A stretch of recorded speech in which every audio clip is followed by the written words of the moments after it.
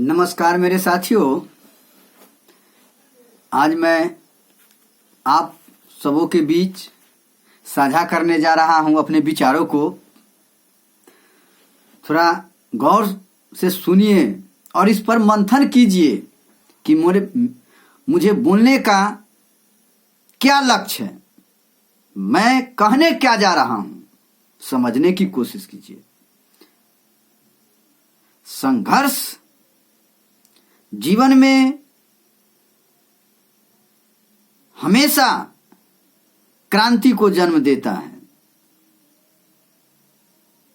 इसीलिए संघर्ष को अपना साथी मानिए और जीवन में संघर्ष करते रहिए। अगले पीढ़ी ने संघर्ष किया, उसका परिणाम अभी देखने को मिलता है। आप यदि संघर्ष नहीं करेंगे तो अगली पीढ़ी को क्या मिलेगा? इसीलिए मैं आपसे नम्र निवेदन करता हूं कि पहचानिए, वक्त को पहचानिए और अगले पीढ़ी को कुछ कर गुजरने के लिए ललकारिए, उसमें हिम्मत भरिए।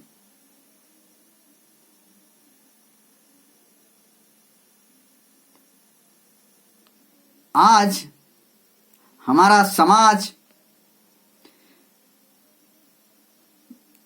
कई जातियों में विभक्त है। इसका देन किसका है? यह देन किसका है? इसका देनदार कौन है? वर्ण व्यवस्था जिन्होंने बनाया वो क्या सोच करके बनाया था? उसको क्या लक्ष्य था? इसीलिए हम सबों का दायित्व बनता है कि मनुवाद को खत्म करो। मनुवाद को हर हाल में खत्म होना चाहिए, उखाड़ फेंको। मनुवादियों पर कभी भी विश्वास मत करना, वो हमेशा हर वक्त तुमको डैमेज करने के चक्कर में रहेगा और हर काल में वो आपको डैमेज किया है, करेगा भी। इसीलिए अपने को पहचानो, अपने अधिकार को समझो। आज भीमराव अंबेडकर अपने अधिकार को नहीं समझता तो सारे हिंदुस्तान में दलित, महादलित, बैकवर्ड क्लास के आदमी इतना सवर चुका है, सब उन्हीं का देन है, उन्हीं का विचार है। बड़ा से बड़ा पोस्ट पर जा रहा है। मनुवाद ने तो हमें कुचल दिया था, ऐसा कुचल दिया मानसिक रूप से कि आज भी उसका दंश झेलने को मिल रहा है।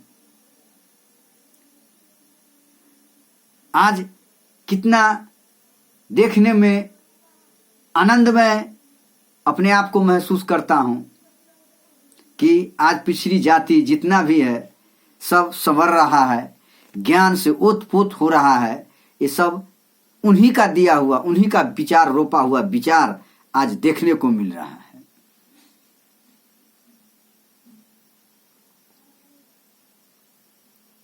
तो और हम सबों के लिए अंग्रेज चले गए। अंग्रेज बहुत अच्छे काम कर रहे थे, लेकिन मनुवाद को देखा नहीं गया। वो भविष्य को देख लिया कि हमारा ही भोग विलास को खत्म करने जा रहा है। इसीलिए उल्टी हवा, उल्टी गिनती शुरू कर दिया जनता में, अफवाह फैला करके कि हिंदू खतरे में है, हिंदू खतरे में है, हमारे धर्म को नष्ट कर रहा है। नहीं, वो धर्म को नष्ट नहीं कर रहा था, आप सबों को ऊपर उठाने का कार्य कर रहा था।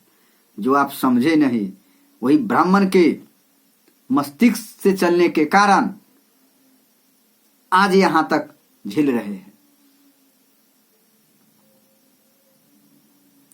भले शूद्रों को संपत्ति रखने का अधिकार था? नहीं था, नहीं था।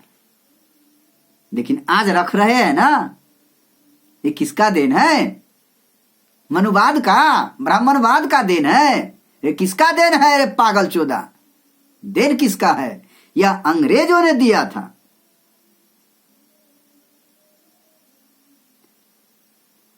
केवल भीमराव अंबेडकर के नजर में ही अंग्रेज अच्छा था, बाद बाकी को नहीं था। भीमराव अंबेडकर उनका अनुयायी भी था, हर चीज को अनुसरण किया, इसीलिए विदेश का नियम कानून ला करके इंडिया में रख दिया।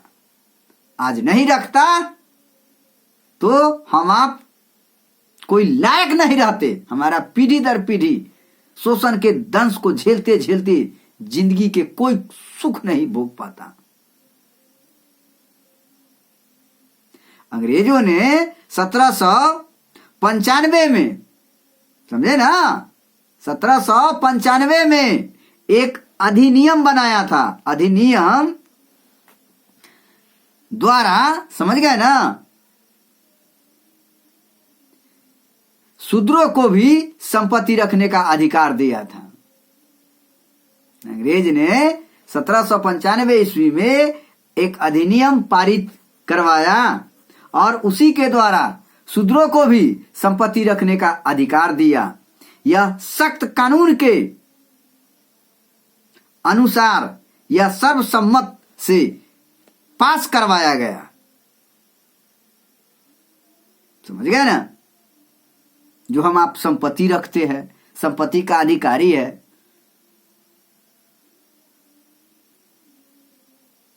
इसीलिए कोई भी मनुवाद विचारधारा पर विश्वास करेगा, उसका जीवन सुरक्षित नहीं है, असुरक्षित रहेगा। इसीलिए शिक्षा पर जोर दीजिए, शिक्षित बनिए, संगठित होइए, अपने अपने समाज में एकता कायम करवाइए। आज देख रहे हैं एक नया मनुवादी उठा, हरिश्चंद्र भैया हैं, ये मधेपुरा जिला में एसडीओ पोस्ट पर था वो, और अपना वंश को आगे बढ़ाने के लिए, पुजवाने के लिए क्या चाल चल दिया? शिव गुरु को खूब प्रचार प्रसार करवाया, सब शुल्क निचली जाति को घोड़ी के तरह दौड़ा दिया। हैं, देखते हैं, रैली बना देता है। देखिए उसका दिमाग कहां काम कर रहा है। आप हर वक्त ठगे जाते हैं, हर बार ठगे जाएंगे, क्योंकि आपको संस्कार मिला है ठगाने वाला, बुर्बक बनने वाला, शुगर का पैदाइशी है। इसीलिए आप दूसरे के पैखाना किया हुआ चाटते हैं। एक पर एक आपको समझाने वाला महान से महान हस्ती आया, लेकिन समझा नहीं पाया, आप उसका अनुसरण नहीं किए। रामायण की किताब रख लीजिएगा, ब्राह्मण का लिखा हुआ गीता प्रेस का, लेकिन एक भीमराव अंबेडकर का लिखा हुआ कानून को आप नहीं रख सकते हैं, उसको नहीं पढ़ सकते हैं। अरे पगला, जिन्होंने जीवन दिया, जीवन को संवार दिया निचली जातियों को, उसका एक कानून का किताब नहीं खरीदने के काबिल हो और उसको पढ़ने के काबिल नहीं हो, कभी भी संस्कार बनेगा? ऊपर उठ पाइएगा? अपने अधिकार को समझिए।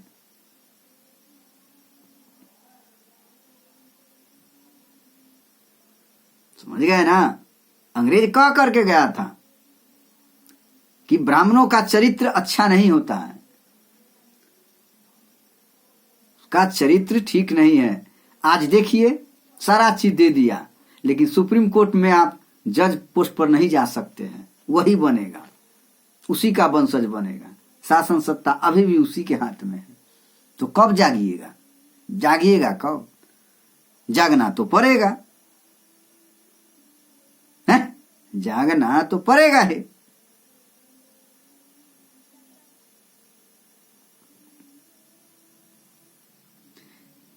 1700 जानते हैं, एक और बात बता देते हैं। 1773 ईस्वी में ईस्ट इंडिया कंपनी, हम एक पर एक विचार को देंगे, फैक्ट, उसको समझने की कोशिश कीजिए मैं क्या कह रहा हूं। 1773 ईस्वी में, समझ गए ना, ईस्ट इंडिया कंपनी ने रेगुलेटिंग एक्ट पास किया था। ईस्ट इंडिया कंपनी 1773 ईस्वी में, याद रखिएगा।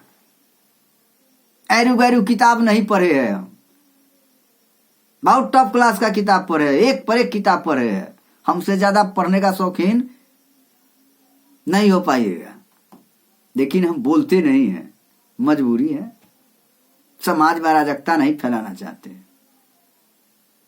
1773 ईस्वी में ईस्ट इंडिया कंपनी ने रेगुलेटिंग एक्ट पास किया, जिसमें न्याय व्यवस्था समानता पर आधारित थी, समानता पर आधारित थी। इस कानून के जरिए, इसी कानून के जरिए 6 मई 1775 ईस्वी को,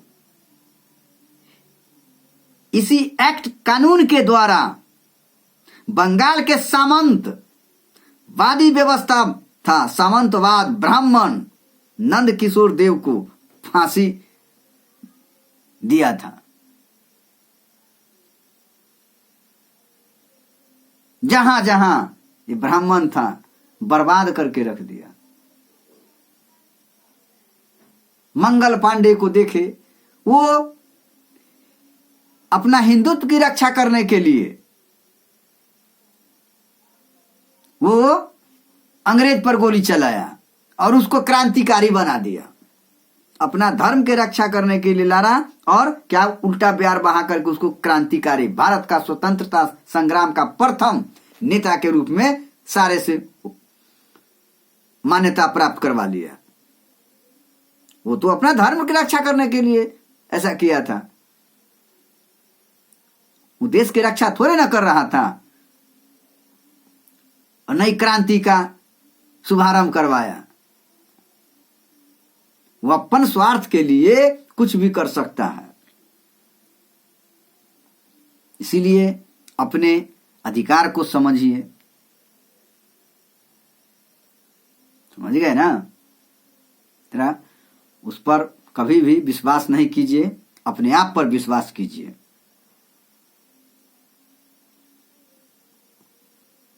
ऐसा पागल चोदा, ऐसा खतरनाक जात है ये सांप से भी विषैला है। सांप तो एगो के काटेगा तो एगो मर जाएगा, पीढ़िए को काट लेगा, सबको बर्बाद कर देगा। अभी भी सब आदमी उससे घृणा करता है, फिर भी पूजा पाठ उसी को करवाता है। वो क्या है? तुम्हें पूजा करने की शक्ति नहीं है, तुम्हें पूजा क्या है? हमारा जीवन दिनचर्या है, उसको आप उसी में लीन हो जाते हैं, बने बनाए संपत्ति को उसको दे देते हैं।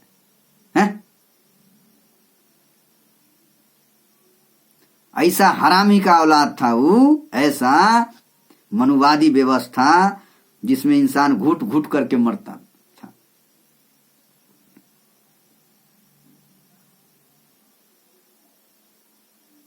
समझ गए ना? तो जानते हो, ऐसा साला उसका नियम कानून खतरनाक था कि किसी को शादी होता था, जानते हैं, निचली जाति में शादी होता था, बहू बेटी शादी होता था लड़की को, तो प्रथम 3 रात ब्राह्मण के घर शारीरिक संबंध के रूप में सेवा देनी पड़ती थी। उसी के यहां रहता था, तब चौथा दिन वहां से लाया जाता था और तब दूल्हा के यहां भेजा जाता था। उसी को चौठारी बोला जाता था। उसी को आज हम चौठारी के रूप में अभी भी देखते होंगे, शादी ब्याह के बाद चौठारी होता है, वही ब्राह्मण का दिन है। चौथा दिन 3 दिन शारीरिक संबंध कम से कम बनाना पड़ता, इतना खतरा था। आप कहते हैं शारीरिक शोषण, मानसिक शोषण, आर्थिक शोषण, सामाजिक शोषण, सब तरह से शोषण किया हो। इसीलिए कभी उस पर विश्वास मत कीजिएगा। चलिए इसी तरह हम बताते रहेंगे, घबराइएगा नहीं। चैनल अच्छा लगे तो सब्सक्राइब भी कर दीजिएगा, मेंबर भी बनिए क्या, और शेयर कीजिए, खूब खूब शेयर कीजिए। ठीक है। जय श्री राम, जय भोले।